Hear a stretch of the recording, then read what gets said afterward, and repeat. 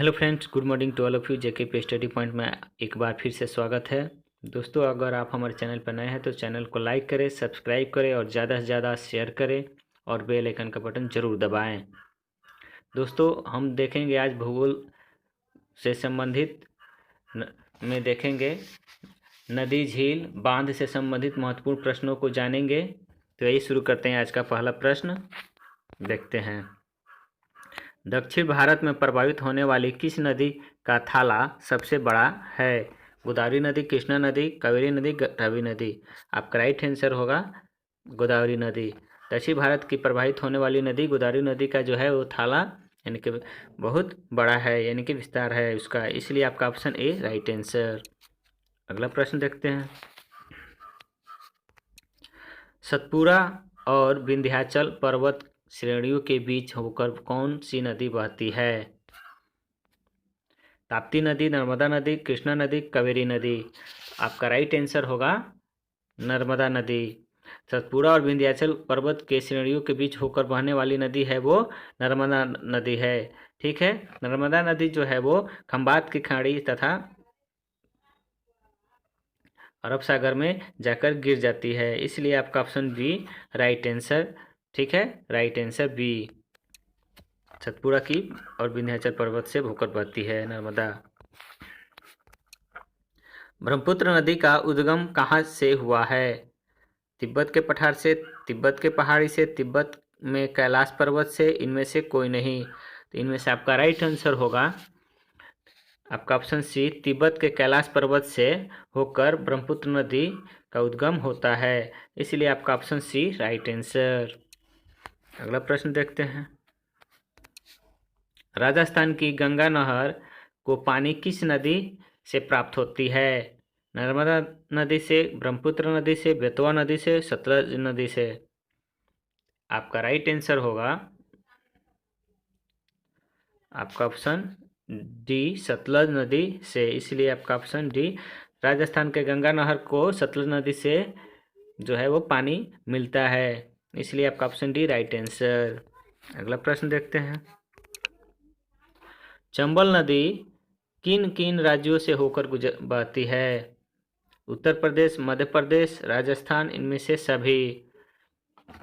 चंबल नदी जो है वो आपको इनमें से सभी यानी कि उत्तर प्रदेश, मध्य प्रदेश और राजस्थान तीनों नदियों से होकर चंबल नदी बहती है, यानी कि ये तीनों राज्यों से होकर गुजरती है, इसलिए आपका ऑप्शन डी राइट आंसर, इनमें से सभी। अगला प्रश्न देखते हैं। निम्न में प्रायद्वीपीय पठार को दो भागों में विभाजित करने वाली कौन सी नदी है? बेतवा नदी, सतलज नदी, व्यास नदी, गोदावरी नदी। आपका राइट आंसर होगा गोदावरी नदी।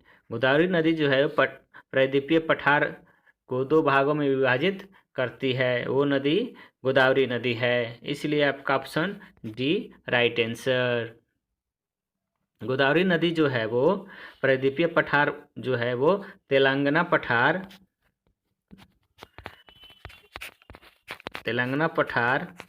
और क्या कर्नाटक पठार को विभाजित करती है। ठीक है, तेलंगाना पठार को और कर्नाटक की पठार को जो है प्रायद्वीपीय पठार में दो भागों में विभाजित करने का काम गोदावरी नदी करती है, इसलिए आपका ऑप्शन डी राइट आंसर। अगला प्रश्न देखते हैं। निम्नलिखित में राजघाट बांध किस नदी पर स्थित है? बेतवा नदी पर, सतलज नदी पर, कावेरी नदी पर, ब्रह्मपुत्र नदी पर। तो आपका राइट आंसर होगा बेतवा नदी पर। राजघाट जो बांध है वो बेतवा नदी पर स्थित है, इसलिए आपका ऑप्शन ए राइट आंसर। अगला प्रश्न देखते हैं। निम्न में झेलम नदी का उद्गम किस स्थल से होता है? सात ताल झील से, शेषनाग झील से, मानसरोवर झील से, कोई नहीं। तो आपका राइट आंसर होगा शेषनाग झील से। शेषनाग झेलम नदी जो है वो उसका उद्गम शेषनाग झील से होता है। शेषनाग झील जो है वो वेरेनाग के समीप स्थित है और शेषनाग झील कश्मीर राज्य में स्थित है, इसलिए आपका ऑप्शन बी राइट आंसर। अगला प्रश्न देखते हैं। दिहांग और लोहित नदियाँ किसकी सहायक नदियाँ हैं? तुंगभद्रा नदी की, झेलम नदी की, ब्रह्मपुत्र नदी की, ए बी सी तीनों।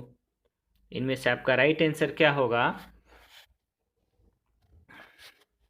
ब्रह्मपुत्र नदी की।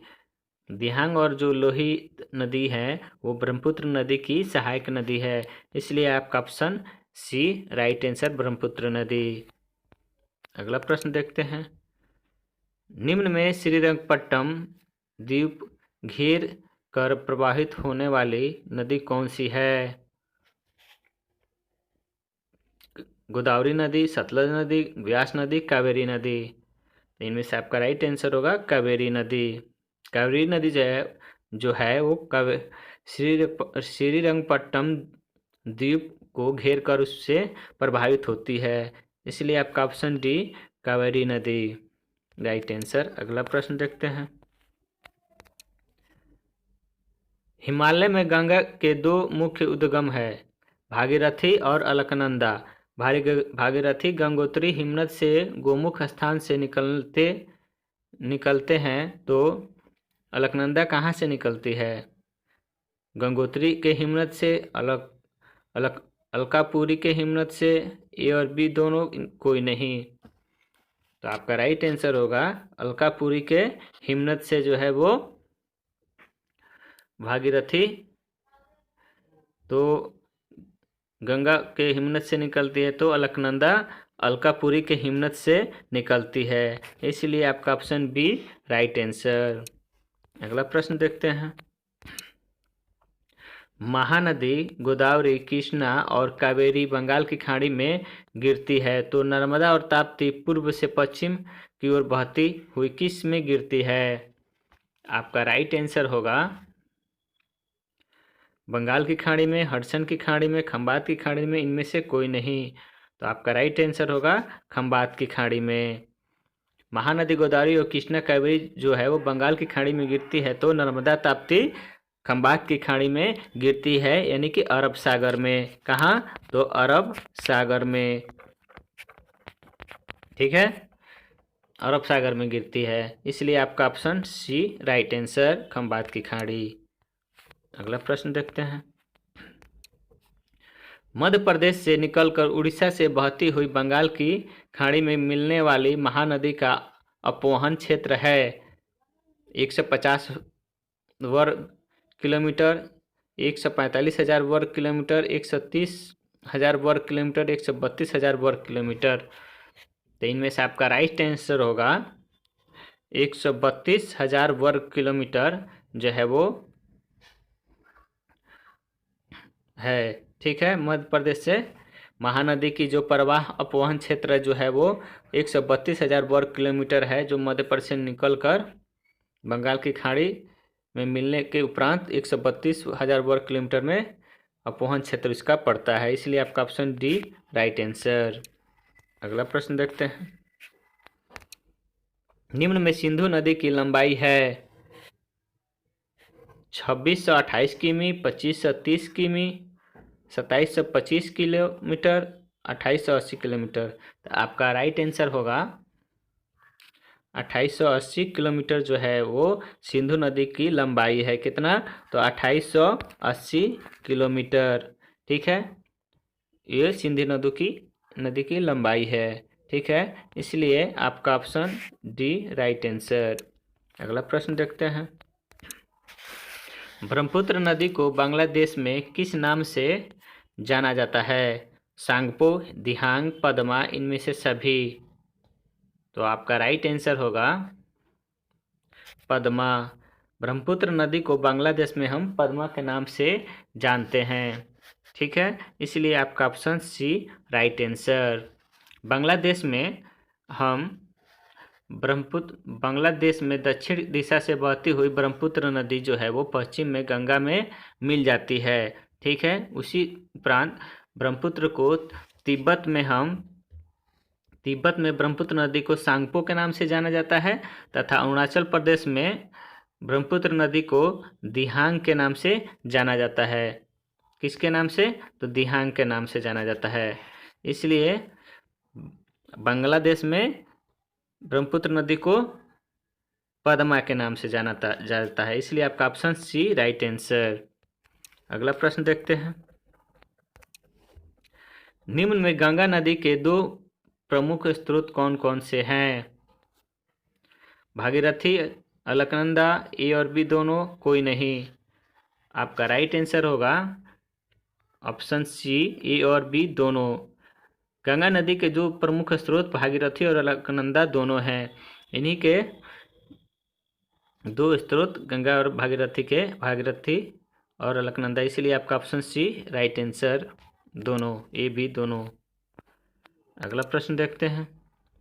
निम्नलिखित में लैश डाउन हिल स्टेशन किस राज्य में स्थित है?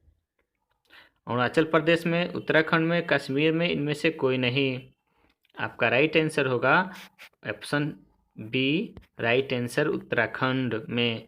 लैश डाउन जो हिल स्टेशन है वो उत्तराखंड राज्य में पड़ता है। ठीक है, ये काफ़ी खूबसूरत हिल स्टेशन है जहाँ पे काफ़ी सैलानी घूमने के लिए जाते हैं, इसलिए आपका option B right answer, Uttarakhand.